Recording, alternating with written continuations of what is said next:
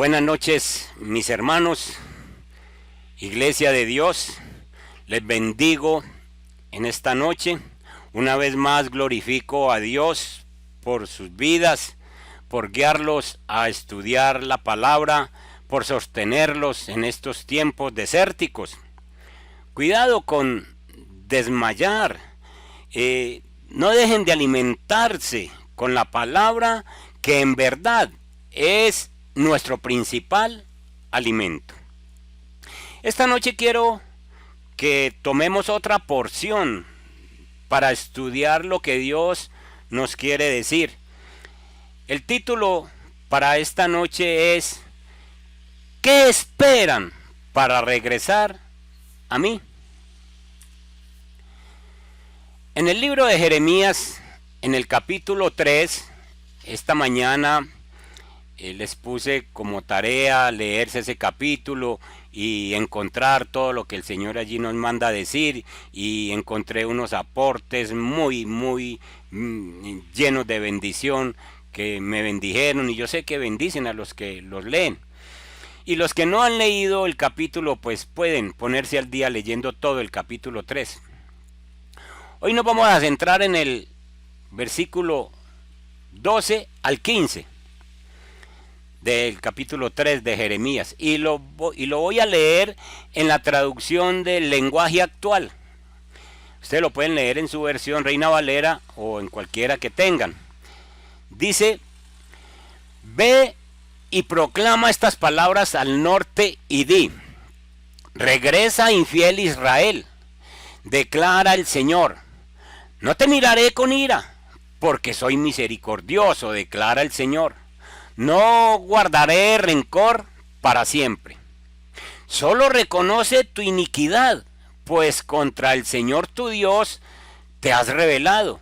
Has repartido tus favores a los extraños bajo todo árbol frondoso y no has obedecido mi voz, declara el Señor. Volved, hijos infieles, declara el Señor, porque yo soy vuestro dueño. Y os tomaré uno de cada ciudad y dos de cada familia, y os llevaré a Sión. Entonces os daré pastores según mi corazón, que os apacienten con conocimiento y con inteligencia. En este texto podemos encontrar lo que vamos a predicar en esta noche. Ahí hay 4 puntos que se los quiero dejar de una vez para los que toman nota. Y estos son: Iglesia, Dios nos llama a regresar a Él en arrepentimiento. Iglesia, Dios es bueno y esa es la base para el arrepentimiento, la bondad de Dios. Iglesia, Dios nos pone una condición para el perdón.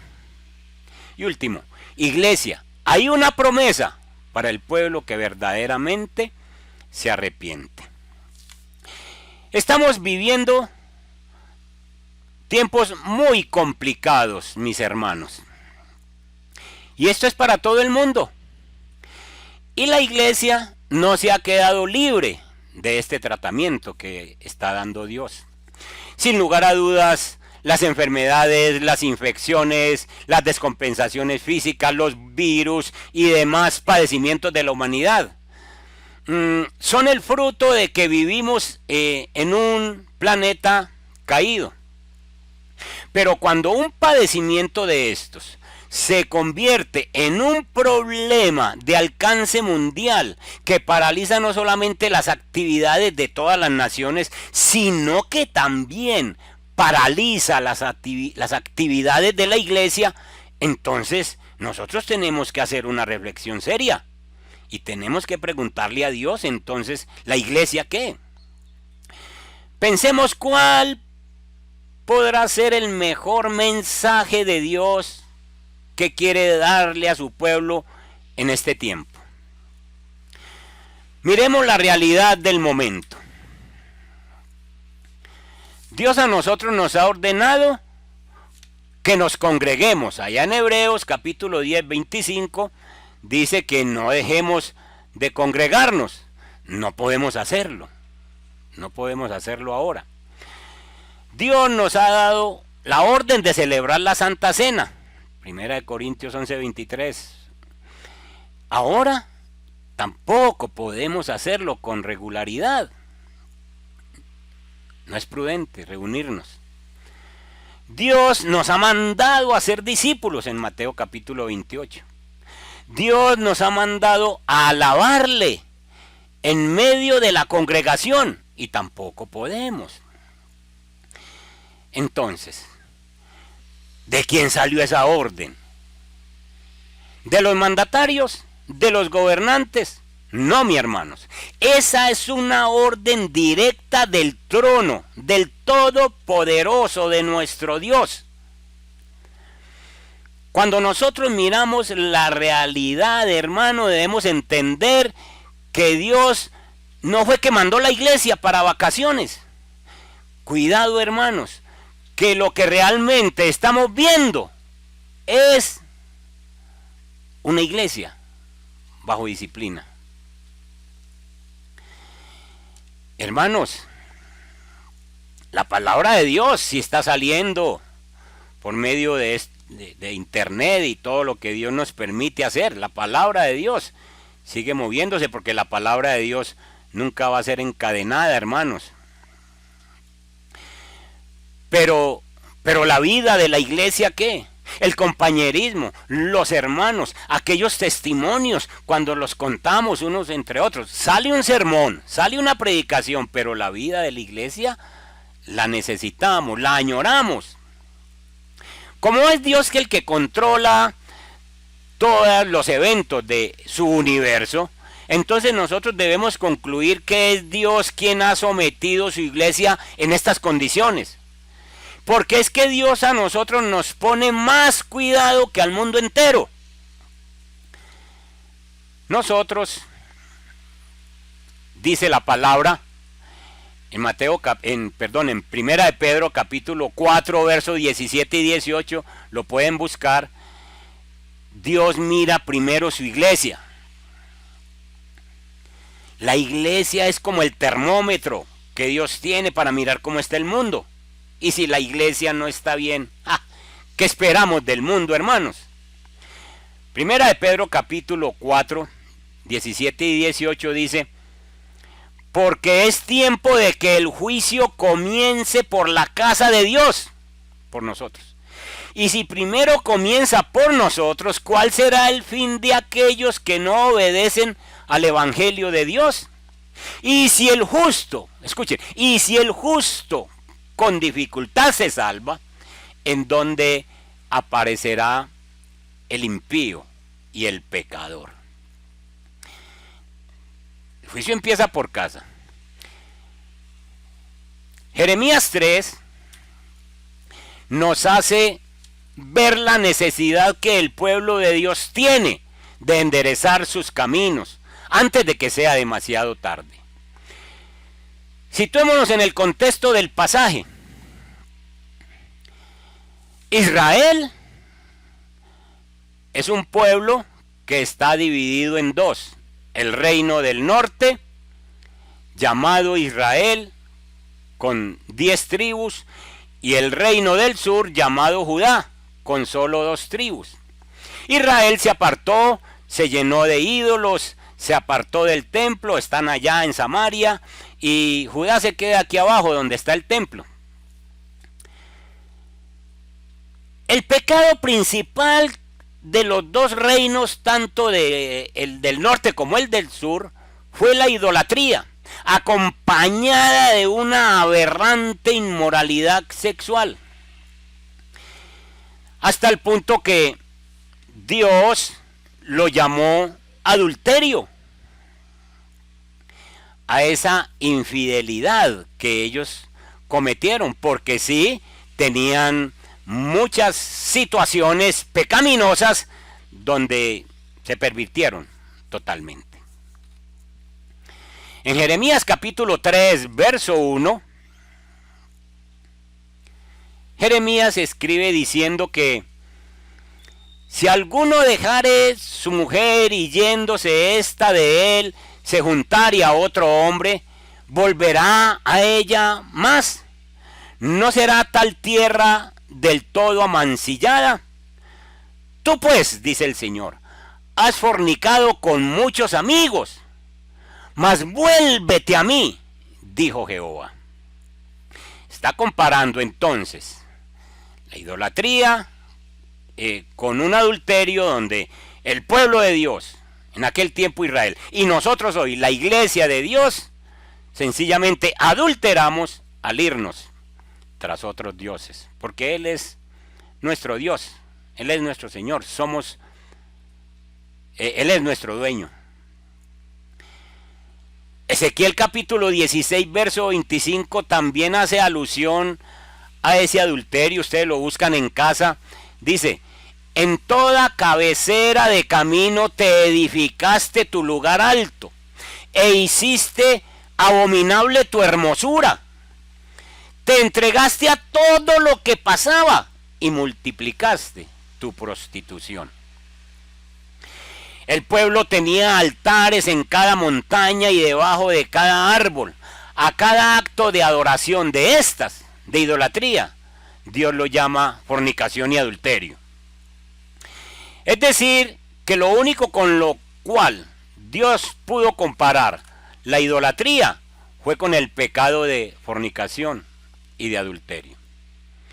Además, Jeremías en el capítulo 3, en el verso 2, continúa diciendo, como un beduino en el desierto te sentabas junto al camino. Imagínense esta figura, un beduino sentado en el camino en el desierto esperando a ver quién pasa para irse con él. Junto al camino a la espera de tus amantes. Has contaminado la tierra con tus infames prostituciones. De esta manera es que se ve la iglesia, mis hermanos, cuando la iglesia coquetea con el mundo. Así es como luce un creyente que habla en el nombre de Dios, pero vive en la forma que el mundo le muestra. Nosotros, hermanos, vivimos inventando nuevas formas de pecar, en las que creemos que Dios no nos descubre. Nosotros somos tan ilusos, los cristianos, que todavía pensamos que podemos engañar a Dios. Por ejemplo, una persona hace un arreglo de ciertos documentos para pensar y decir dentro de él, yo arreglo esto para poder obtener la visa, Señor, porque tú sabes que yo necesito esa visa y bueno, tú me entiendes, Señor, porque es bien para mí y para mi familia. Estás pecando. Otra persona sencillamente dice, Señor, tú sabes que yo estoy muy ofendido por lo que se me hizo y yo he decidido, Señor, que si yo no perdono, tú tampoco me tienes en cuenta eso, porque al fin y al cabo yo soy el que estoy sintiendo esto. Estás pecando. Estás creyendo que Dios está jugando, que la palabra de Él no vale la pena. Otra persona dice, Señor, esa mentira que yo dije sencillamente fue por no ofender a fulanito de tal. Estás pecando, no estás respetando a Dios. Y nosotros sabemos que en la Biblia se ven casos como estos. Ananías y Zafira también trataron de creer que Dios no ve, que Dios pasa por alto cosas, y ustedes saben que vendieron una heredad, apenas recibieron la platica, se les dañó el corazón y dijeron, no, la vendimos en tanto, y pagaron con su vida. Hermanos, la Biblia nos dice a nosotros en Gálatas capítulo 6 y verso 7, no os engañéis, Dios no puede ser burlado, pues todo lo que el hombre segare, eso también, todo lo que el hombre sembrare, eso también recogerá, segará. No nos engañemos, hermanos. Dios a nosotros nos mira, Dios ve todo lo que nosotros hacemos. Usted puede engañar a una persona, pero no se afane porque esa persona se vaya a dar cuenta. Afánese porque Dios ya se dio cuenta de su pecado. Hermanos, Dios a nosotros nos manda a que nosotros, si lo llamamos Padre, pues entonces sigamos viéndolo como Padre y respetemos su palabra. En el capítulo 3 del verso 4 y 5 dice que no acabas de llamarme Padre. Padre mío, tú eres el amigo de mi juventud. ¿Guardarás el rencor para siempre? ¿Estarás indignado hasta el fin? He aquí que si tú has hablado, pero has hecho lo malo y has hecho tu voluntad, dice el Señor. ¿Qué quiere decir esto? Que es que nosotros hablamos en una forma, pero nos comportamos de otra. Así somos nosotros, así lucimos nosotros cuando le oramos y le cantamos a Dios y le llamamos buen Padre y levantamos las manos, pero luego hacemos cosas contrarias, tanto de día como de noche. Judá estaba apenada y arrepentida, según ellos. Pero lo que el Señor dice es que era un arrepentimiento falso. Es decir, un arrepentimiento fingido. Eso lo dice el Señor, hermanos. Y es como el cristiano que le pide perdón a Dios por sus pecados y le dice que se arrepiente, pero al día o a la semana siguiente está haciendo exactamente lo mismo. Dios no quiere arrepentimientos falsos, hermanos. Dios quiere una iglesia comprometida, una iglesia que se meta de verdad con el Señor. Veamos, mis hermanos, lo que encontramos en este texto. Les dije que lo primero que encontramos es, iglesia, Dios nos llama a regresar a Él, a arrepentirnos. Ve y proclama, dice en el versículo 12 en la primera parte. Ve y proclama estas palabras al norte y di, regresa, infiel Israel, declara el Señor.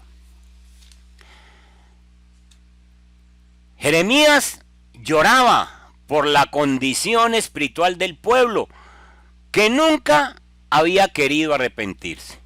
El pueblo, pues, se había apartado mucho de Dios, pero nunca sabía qué tan lejos se había ido. Uno se va apartando de Dios, mi hermano, con cierto pecado, y uno no sabe qué tan lejos va. Cuando menos piensa, ni siquiera tiene una buena comunicación con el Señor. El arrepentirse en el libro de Jeremías tiene que ver con dos fases principales. Primero, el dejar a otros dioses y otras conductas pecaminosas. Y segundo, volverse a Jehová y a la rectitud moral. Encontramos entonces que Dios nos llama a un arrepentimiento. En este tiempo, hermano, nosotros ya no hacemos ídolos de piedra, de bronce, de oro, ya no los hacemos, porque la iglesia de este tiempo es mucho más sofisticada. Ya somos más finos. Ya los ídolos son otros. ¿No se han dado cuenta que Dios cerró lugares de idolatría? Los gimnasios donde se le rinde culto al cuerpo, horas y dinero por cantidades, tiempo, y no queda tiempo para leer Biblia. Los famosos restaurantes donde se le rinde idolatría a la comida. Los salones de belleza. Los casinos. Ídolos que nosotros nos hemos hecho y los hemos llevado a nuestro corazón.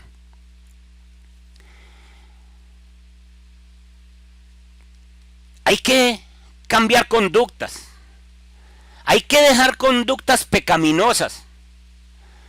Nos llama el Señor a la iglesia. Y tenemos que volvernos al Señor y tener una actitud completamente transformada, hermanos. Una de las tareas que les dije que hicieran es que buscaran la palabra regresar o volver en el capítulo 13. Está cerca de 18 veces. Cerca de 18 veces. Regresar. ¿Qué significa que esa palabra esté tantas veces en un capítulo? Y algunos teólogos dicen que en el libro de Jeremías aparece más de 90 veces. ¿De qué nos habla esa palabra regresar? Está diciéndonos de que el Señor se cansa de llamar al pueblo que regrese a Él. Y el pueblo con su cabeza dura no quiere acercarse a Dios. No quiere cambiar su estilo de vida, hermanos. Hermanos, también nos puede decir la palabra regresar, que es que Dios, cuando la repite tantas veces, Dios tiene un gran deseo en su corazón. Ese deseo es que su pueblo no se pierda de su presencia, donde puede disfrutar de sus bendiciones y dejará de estar sufriendo las consecuencias de su propio caminar. Entonces, hay que dejar conductas pecaminosas y volverse definitivamente al Señor. Nosotros, hermanos, tenemos que alinear nuestra mente con la mente de Dios. El problema es que muchos cristianos hoy se quieren acercar a Dios sin abandonar su estilo de vida. Viven contrarios a Dios y quieren acercarse a Dios. Eso es como un esposo que quiere tener a su esposa y a la vez tener a su amante. Con Dios no se puede. Y en el mundo real tampoco. Eso no lo aguanta nadie. Alinear nuestra mente con Dios implica ser de una misma mente, de un mismo pensamiento con Él. Es odiar lo que Él odia y es amar lo que Él ama. Alinearnos con Dios significa medir en este mundo todo por el estándar de su palabra, por su palabra. Todo lo que yo vaya a hacer lo mido por su palabra. Hermanos, lo otro que encontramos en el texto es, iglesia, Dios nos llama al arrepentimiento, porque Él es bueno. Porque Él es bueno. Miren lo que dice ese versículo 12 en la parte B. No te miraré con ira, porque soy misericordioso, declara el Señor. No guardaré rencor para siempre. Entonces Dios nos está llamando al arrepentimiento es por su carácter bondadoso, hermanos. Note que Dios nos llama a arrepentirnos no con base en una amenaza, es decir, si no te arrepentiste vas a morir. No, sino con base en su carácter misericordioso. Es como si Dios dijera, mi gracia, acércate a mí, vuélvete a mí, porque mi gracia es mayor que cualquiera de tus pecados. Ven y sé sincero, humíllate. Hermanos, nosotros, la iglesia, somos como el hijo pródigo. Llamémoslo la iglesia pródiga. Necesitamos regresar al Señor. Los pueblos son pueblos pródigos. Las naciones son naciones pródigas. Necesitamos buscar el arrepentimiento, porque Dios es bueno.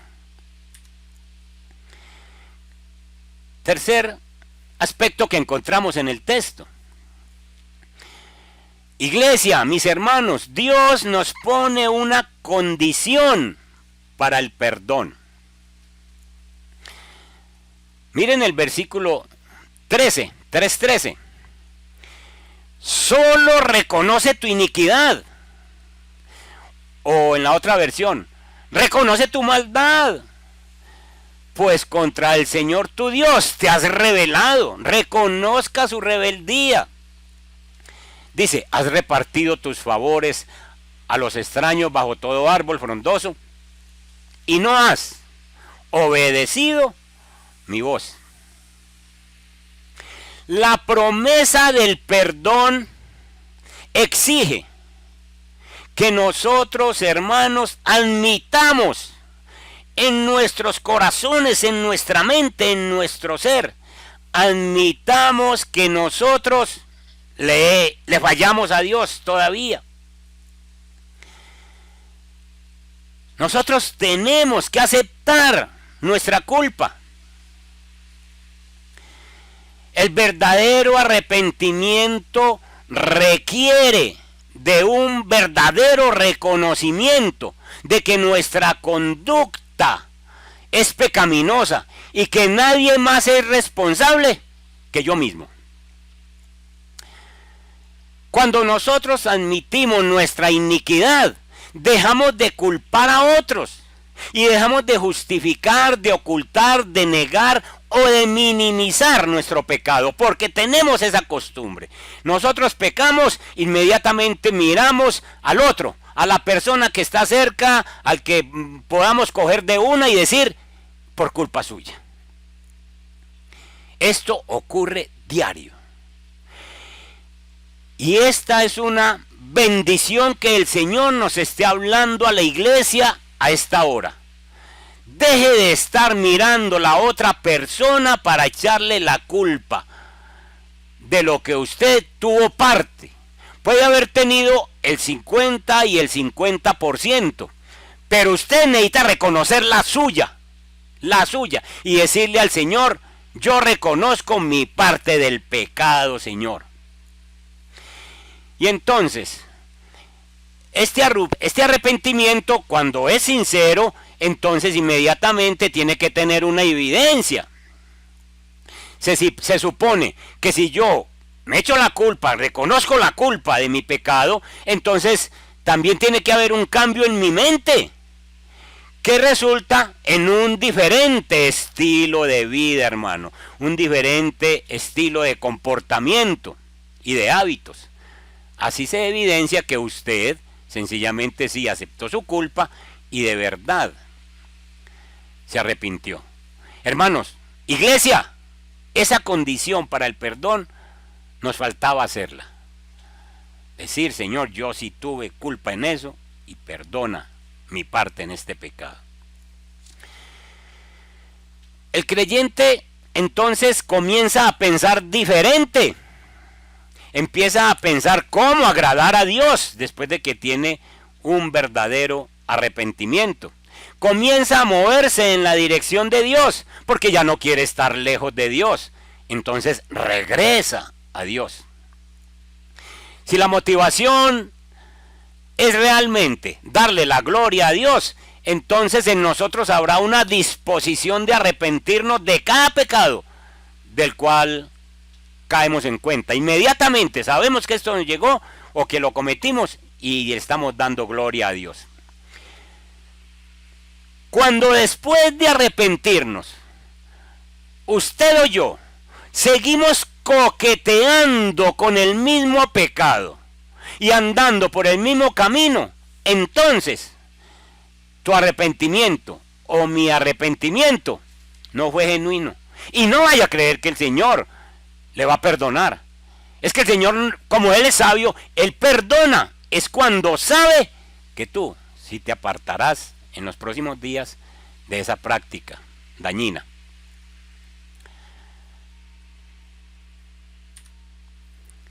Cuarto y último, de lo que encontramos en el texto que estamos estudiando. Iglesia, hay una promesa para el pueblo arrepentido. Jeremías capítulo 3 y en el verso 14, Jeremías insiste en la necesidad de que los hijos de Dios, los hijos de Israel y nosotros, la iglesia, nos volvamos a Él. El verso 14 dice en la traducción del lenguaje actual, dice, regresen a casa, Oiga, regresen a casa, ustedes hijos descarriados, dice el Señor, porque yo soy su amo. Los traeré de regreso a la tierra de Israel, a la iglesia, hermanos. Uno de esta ciudad y dos de aquella familia, de todo lugar donde estén esparcidos. La otra versión dice, convertíos, hijos rebeldes, dice Jehová, porque yo soy vuestro esposo, y os tomaré uno de una ciudad y dos de una familia, y os introduciré en Sión. Hermanos, hay una gran promesa. Cuando nosotros leemos el Antiguo Testamento, nosotros encontramos dos características que sobresalen en el tiempo de los profetas. Las dos características son que Dios ha sido siempre un Dios fiel y que el pueblo ha sido un pueblo que ha manejado mucha infidelidad a través del tiempo. Pero Dios, por esa infidelidad del pueblo, no lo desecha, sino que persiste, lo llama. Por eso ese regresen a mí, que están esperando para regresar a mí, porque Dios es un Dios fiel. Hermanos, Dios siempre es fiel a su palabra. Vienen unas promesas después del versículo 15 que son para el futuro. El futuro es bueno con Dios. El versículo 15 resalta de una manera especial la gracia de Dios diciendo, os daré pastores según mi corazón, que os apacienten con conocimiento y con inteligencia. Hermanos, yo creo que este tiempo está preparando en cada uno de nosotros, en cada uno de ustedes, mis hermanos, está preparando mejores líderes, mejores pastores, que prediquemos la palabra como la dice el Señor. Yo le doy gracias a Dios porque nos ayuda a ceñirnos a su palabra y espero que para el futuro, cuando pasemos de todo esto, de sus casas, de ustedes mismos, se salgan pastores, líderes muy comprometidos, con unos corazones llenos de sabiduría, llenos de conocimiento y que apacienten el futuro pueblo de Dios con esa inteligencia que Dios nos va a dar a todos. Notemos, hermano, la Nueva Traducción Viviente. Notemos cómo termina el pasaje en el versículo 25. Hay un compromiso del pueblo. Hay un compromiso que el pueblo hace. La Nueva Traducción Viviente dice, echémonos al suelo, llenos de vergüenza y cubiertos de deshonra, porque tanto nosotros como nuestros antepasados hemos pecado contra el Señor nuestro Dios.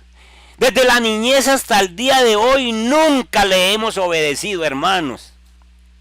Eso dijo el pueblo cuando escuchó estas palabras de Jeremías. Le hemos obedecido a ratos, le hemos obedecido por tiempos. A ellos los llevó a Babilonia, al reino de Judá, los llevó a Babilonia, al reino de Israel, los llevó a Siria. Y después volvieron y siguieron pecando. Hermanos, Dios a nosotros nos viene tratando. Y debiéramos decir como este pueblo ahora, echémonos al suelo,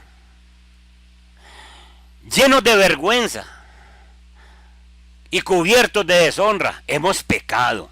No vamos a empezar a sacar disculpas, hermanos. Ninguno de nosotros hemos sido 100% obedientes a Dios. ¿Qué esperamos para volver a Dios?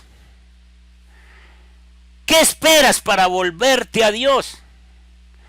Hermanos, dese cuenta.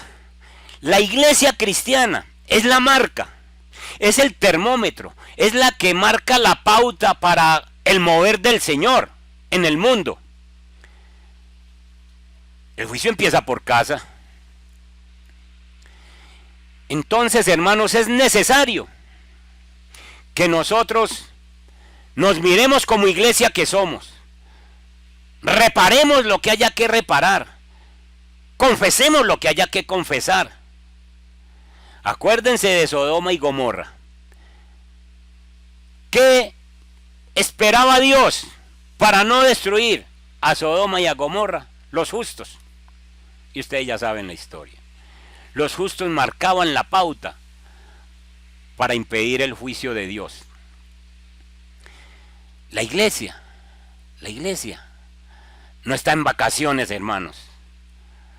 La iglesia está sometida a una disciplina, porque Dios quiere que de este proceso salga una iglesia nueva, reluciente, comprometida, santificada, purificada, bendecida, hermano, que se diga de los hijos de Dios que somos el pueblo escogido y que sencillamente por nuestras oraciones y por nuestro comportamiento somos incapaces de impactar esta tierra y de glorificar el reino.